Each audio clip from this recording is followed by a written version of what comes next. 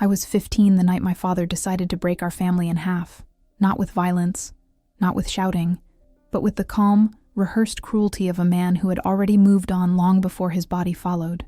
It was early autumn, the kind where the days are warm, but the nights come in cold and sudden. The house smelled like garlic bread and rosemary, the kind of dinner my mom always made when she wanted the whole family at the table. She was standing near the stove, wearing the same soft blue sweater she had worn for years, her hair tied loosely behind her head. She hummed while stirring the pasta sauce. Like any normal night, I sat at the kitchen counter doing homework, tapping my pencil against my notebook in a rhythm that annoyed even me. My dad came in quietly, placing his briefcase beside the door the way he always did. Except that night, he didn't take off his coat, or kiss my mom's cheek, or ask about dinner. He just stood there, lifting and lowering his chest, like the air wasn't moving through him the right way. My mom turned around when she felt the silence change shape. "Everything okay?" she asked. And just like that, everything wasn't. He ran a hand through his hair, the way he did when he was about to make a decision he didn't want to own. "I can't do this anymore." It was such a vague sentence that my mom actually laughed, one of those confused, startled laughs that bubble up before your brain catches up. "Do what?" she asked. He didn't soften. He didn't hesitate. He didn't prepare her. "Our marriage," he said. "I'm done." The spoon slipped from her hand and clattered against the floor. Tomato sauce splattered across the tiles like blood. I remember thinking, this can't be happening. Not now. Not like this. But it was happening. Quietly, efficiently, cruelly. My mom took a step forward, but her voice trembled so much she had to grip the edge of the stove to steady herself. "Where is this coming from, Mark?" He inhaled sharply. "I want something different," he said, eyes drifting away. Someone different. The pause that followed was worse than any shouting match could have been. Then he said it, the sentence that shattered 25 years of loyalty, sacrifice, and invisible labor. "I want someone younger." The world stopped moving. Even the boiling water on the stove seemed to fall silent. My mom's lip quivered, not because she was weak, but because she had been blindsided by the person she trusted most. I don't remember getting up. I don't remember walking toward her, but suddenly my hand was on her back, and she was gripping the fabric of my sleeve like it was the only solid thing left in her life. "Is this about someone else?" she finally whispered. He didn't answer, which meant the answer was yes. My chest tightened until breathing felt optional. I looked at him, searching his face for any sign of guilt, hesitation, humanity. Nothing. "I'm not happy," he said, as if that excused everything, as if unhappiness were a free pass to abandon. My mom pressed a hand to her stomach, like she had been punched. 25 years, she whispered. "I gave you 25 years. He flinched, but he didn't apologize. He didn't explain. Instead, he checked his watch. "I'll stay at a hotel tonight. I'll come back for my things over the weekend." That was the exact moment the kitchen, the heart of our home, became a crime scene. My mom slid down the cabinet and sat on the floor, hands covering her mouth. Her shoulders shook silently. She didn't scream, didn't throw anything, didn't beg. My father stepped around her, around the woman who had built his life, around the pain he caused, as if she were a piece of furniture in his way, and then the door closed. That sound, that soft final click, echoed louder than any slamming could. I sat beside her on the tiles, not touching at first, just breathing with her, trying not to break too loudly so she wouldn't hear me. After a while, she whispered, "What did I do wrong?" I turned her face toward mine. "Nothing. You did nothing wrong." But she didn't believe me, because abandonment doesn't feel like someone leaving. It feels like someone proving your worst fears about yourself. She cried until her chest hurt, until the sauce dried on the stove, until the house felt too large for the two of us. Later that night, long after she thought I was asleep, I found her sitting upright on the couch, arms wrapped around her knees, staring at the empty doorway. She didn't sleep. She didn't eat. She didn't even turn off the kitchen light. She just whispered 3 words into the dark. I wasn't enough. And that was the moment something changed in me forever. I hated him for what he did, but I hated even more that he had made her believe that lie. Because I knew, even then, that the pain of being discarded wasn't just about losing him.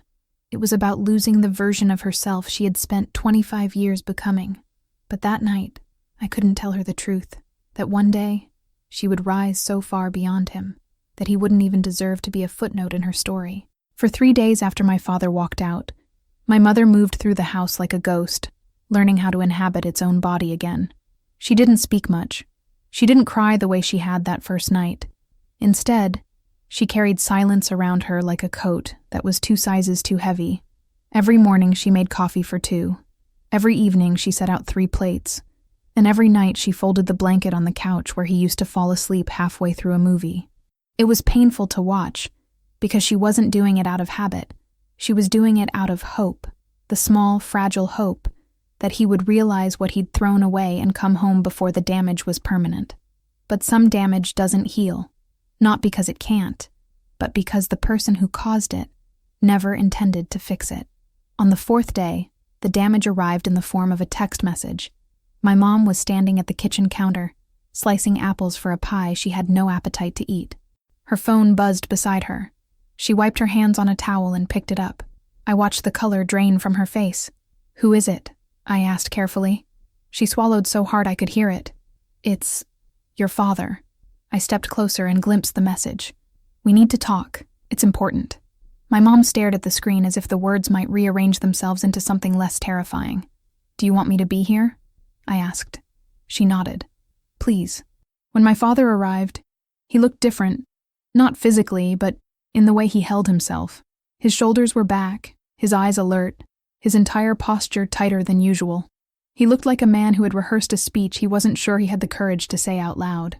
My mother stood by the kitchen island, hands clasped together so tightly her knuckles were white. "I think we should get straight to the point," he said. My mom exhaled shakily. "Are you coming back home?" He hesitated for less than a second, but that was all it took. "No, I'm not." Her shoulders fell. The hope she'd been carrying all week slipped out of her body like breath on cold glass. "I didn't want to tell you this way," he continued, "but I'm seeing someone." My mom closed her eyes. Just once. But when she opened them, she wasn't the same woman anymore. "How long?" she whispered. He looked away. "A few months." "What's her name?" He hesitated again. "Emily." I felt my stomach twist. Emily. A soft, youthful name. A name that belonged to a woman who hadn't spent 25 years cooking, cleaning, sacrificing, supporting, aging, worrying, raising children, surviving life. A name that meant my mother had been replaced before she'd even been discarded. My mom steadied herself on the counter. "Is she younger?" she asked. Not out of curiosity, but out of the kind of grief that seeks clarity, even if clarity hurts. "Yes," he answered. "How much younger?" He didn't want to say it. 17 years. My mother blinked, stunned. 17 years. A gap wide enough to contain an entire generation of her sacrifices. "I see," she whispered. My father cleared his throat. "She makes me feel excited about life again. Alive. I haven't felt that way in a long time." I watched my mother absorb those words like broken glass sinking deeper into a wound. Excited. Alive. Words she had never been given the luxury of choosing for herself, because she had spent 25 years choosing responsibility instead. "She's not like us," he continued. "She's spontaneous. She challenges me.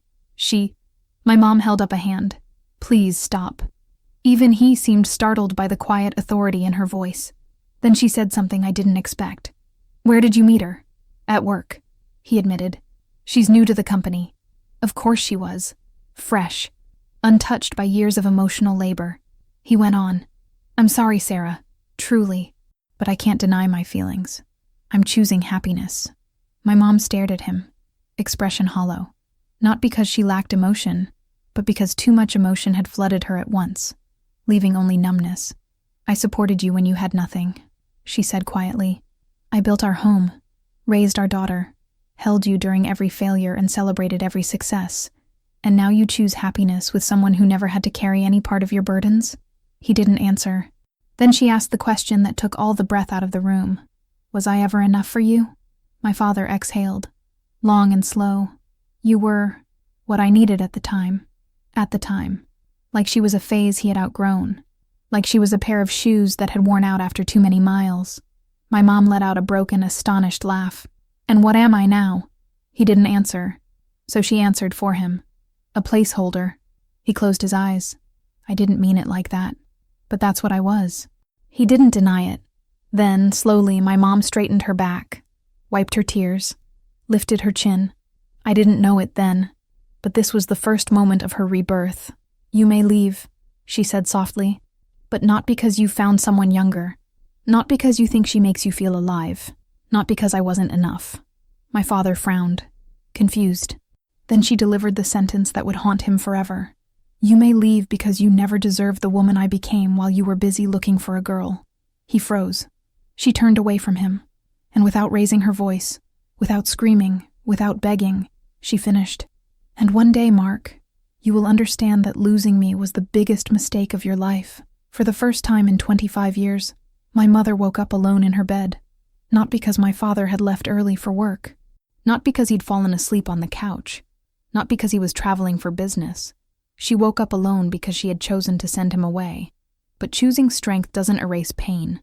I heard her before I saw her. Soft, raw sobbing echoing down the hallway. The kind of crying that doesn't come from fresh heartbreak, but from a heart that has been shattered over and over, quietly, for years. I knocked gently. Mom? She wiped her face quickly, trying to compose herself. Good morning, sweetheart, she said in a voice that betrayed the night she had endured. I sat beside her on the bed. You don't have to pretend with me. She held my hand. Her fingers were cold. I'm not pretending, she whispered. I'm trying to remember who I was before I became someone's wife. She stared at the ceiling, as if searching for a version of herself she had misplaced. You were an artist, I said softly. A painter, a dreamer, someone who loved reading on the porch until the sun went down. Her eyes softened. Yes, she remembered. And then life happened, she murmured. Bills, work, marriage, responsibilities, and somewhere along the way, I disappeared. She sat up straighter, taking a slow breath. But I'm going to find myself again. I believed her. But the world wasn't going to make it easy. 2 days later, everything exploded. My father's girlfriend, Emily, posted a photo of the two of them on social media. A candlelit restaurant, wine glasses, my father smiling in a way he hadn't smiled with my mother in years, and the caption, "To new beginnings." Within hours, the whispers began. Neighbors, co-workers, extended family, people from church, everyone had something to say. But the worst part? People stopped talking to my mother and started talking about her. Some pitied her, some judged her, some said she should have seen it coming. But the cruelest message came from someone unexpected. My Aunt Linda, my father's sister. She sent my mother a message. Mark deserves to be happy. Maybe you should work on yourself. My mother stared at the text, stunned. She thinks this is my fault, she whispered. I grabbed her phone and blocked the number. My mother didn't protest. It was the first boundary she allowed herself to have. 3 days later, I went with my mother to the grocery store because she didn't want to go alone. She kept her head down, as if the fluorescent lights could expose her pain. We passed 2 women near the cereal aisle, women my mother knew from PTA meetings years ago. They didn't say hello. They didn't smile. Instead, one leaned toward the other and whispered loudly enough for us to hear, "Isn't that the woman whose husband ran off with that younger girl?" My mother froze. She didn't cry. She didn't speak. She simply straightened her back, lifted her chin, and walked away with quiet dignity. But once we were back in the car, she broke. "I'm not a story for them to gossip about," she said through tears. "I'm a human being." I hugged her. She shook in my arms. "I don't know how to rebuild my life," she whispered. "I don't even know where to start." But I knew, because something had shifted in her eyes that day. Something fierce. Something awakening. That night, my father called. Not to apologize. Not to check on me. Not to offer support. But because Emily wanted to talk things through. He sounded irritated. Like my mother was an inconvenience he wanted resolved. "Sarah," he said, "Emily thinks you should consider signing the house over to me. She feels uncomfortable living in a place that legally belongs to you." My jaw dropped. My mother stared at the phone as if it had spoken in a foreign language. "Sign the house over to you?" she repeated slowly. "It would make things simpler," my father insisted. "For who?" she asked. "For all of us." "No," she said. He hadn't expected that. "What do you mean, no?" he snapped. I mean, no, she repeated firmly. This house was built with my sacrifices, my money, my time, my life. I raised our daughter here. I held your family together here.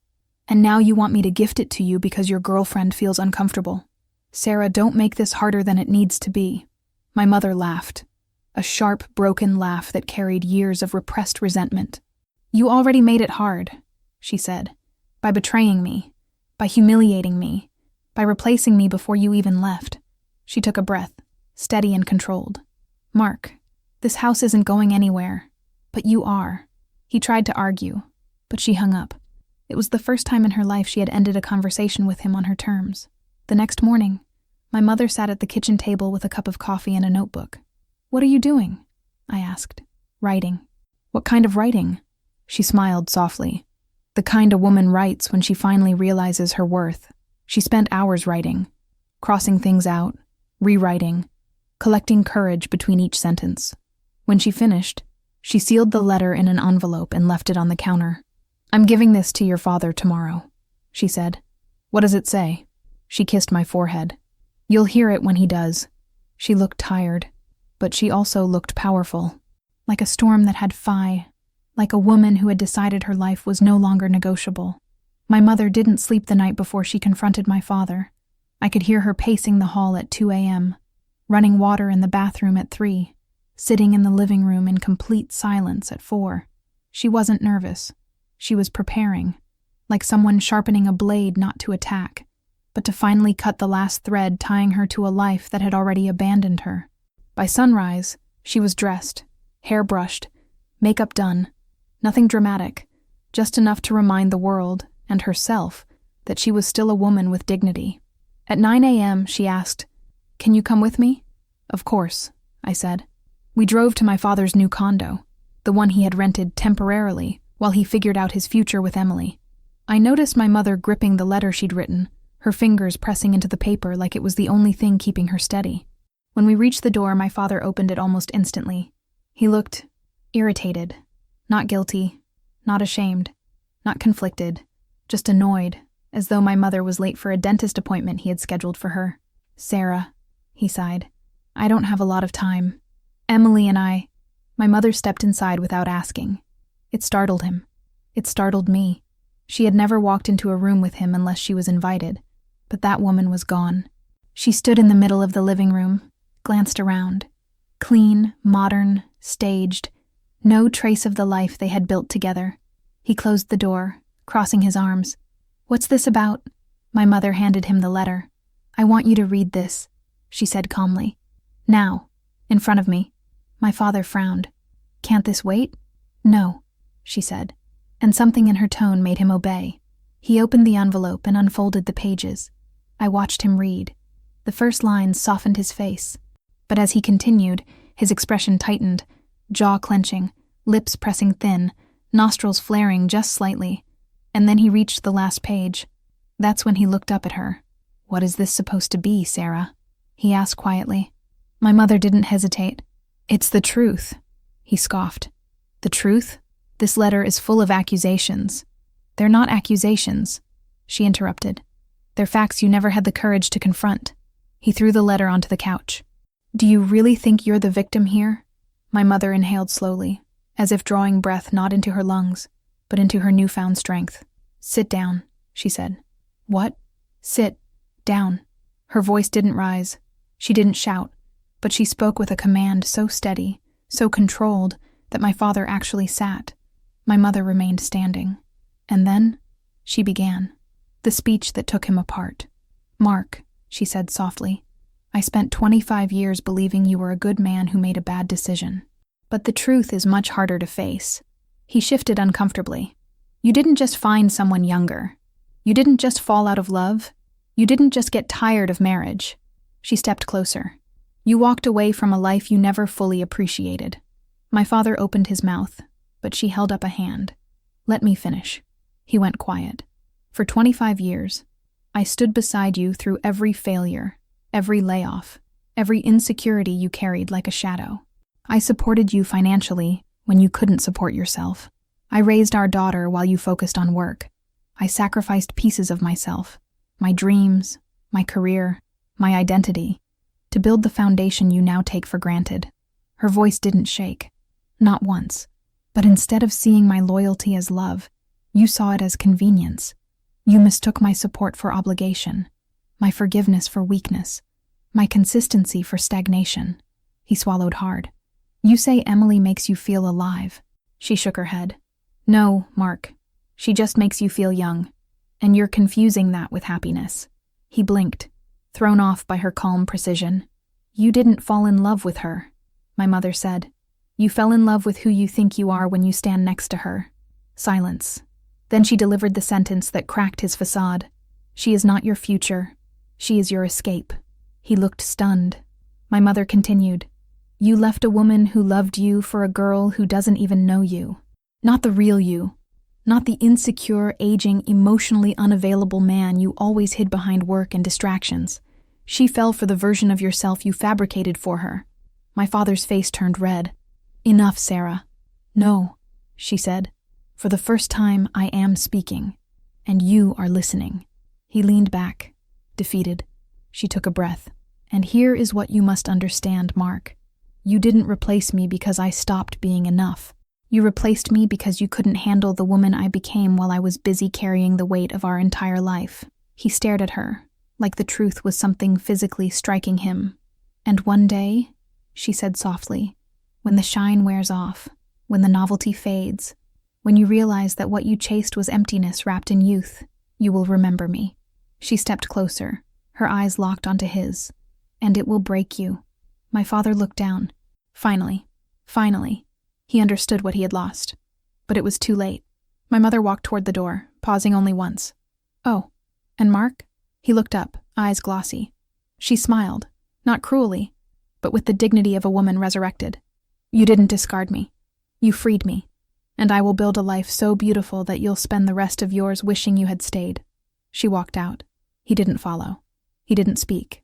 He simply sat there, stunned, crushed under the weight of everything he finally realized. And I, his daughter, watched him break in silence. Because some truths don't need to be shouted.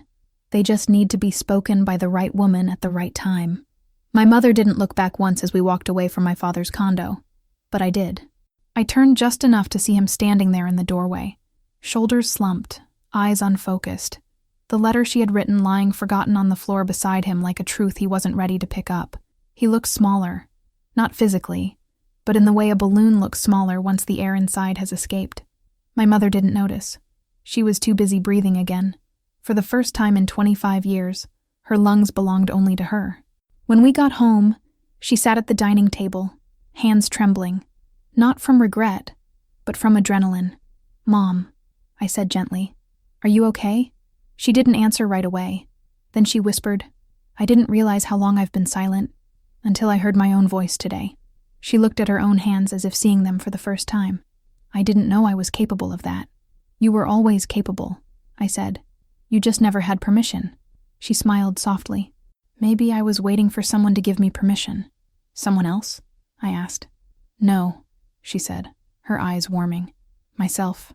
It was a small smile, but it carried the weight of a rebirth. I didn't expect to hear from him so soon. But 3 days later he called me. His voice sounded different, tired, deflated, stripped of confidence. Can you come over? He asked. Why? I just need to talk. Against my better judgment, I went. When he opened the door, I barely recognized him. He hadn't shaved. His eyes were bloodshot. There were fast food containers on the counter and clothes thrown across the sofa. The condo had lost the polished bachelor pad shine Emily had tried to give it. Dad, what happened? He rubbed his forehead. Emily left. I blinked. What do you mean she left? He exhaled. She packed her things last night. Said she needed space. Said things were moving too fast. Said she didn't like dealing with the baggage. He looked away. I think she meant you and your mother. I didn't know whether to laugh or feel sorry for him. So you're alone now? He swallowed. Yes. The silence stretched. Then he finally broke. Do you think your mother meant it? What she said the other day? I didn't sugarcoat it. Yes, I said. She meant every word. He nodded, absorbing that. For the first time in my life, I saw my father not as the strong provider he once pretended to be, but as a man facing the consequences of choices he thought he'd never have to own. "I didn't expect her to change like that," he whispered. "Like what? Like she doesn't need me." I stared at him. "Dad, she hasn't needed you for years. She just finally realized it." He looked stunned, hurt even, but he didn't deny it. The truth emerges about his new relationship. As he talked, the pieces began to fall into place. Emily hadn't left because she needed space. She left because my father wasn't the fantasy man she thought he was. She met him at work, the charismatic older man who mentored everyone, made jokes at meetings, and seemed so confident. But outside the office, she discovered he didn't know how to cook, he couldn't organize a household, he was financially dependent on my mother more than he admitted, and he carried insecurities far too heavy for a young woman looking for adventure. In short, she fell for the performance, not the man, and when the performance ended, so did her interest. My father dropped onto the couch. "I thought she loved me," he said. I sat beside him quietly. "Dad, she loved the version of you that didn't exist." He covered his face with his hands. "I made a mistake.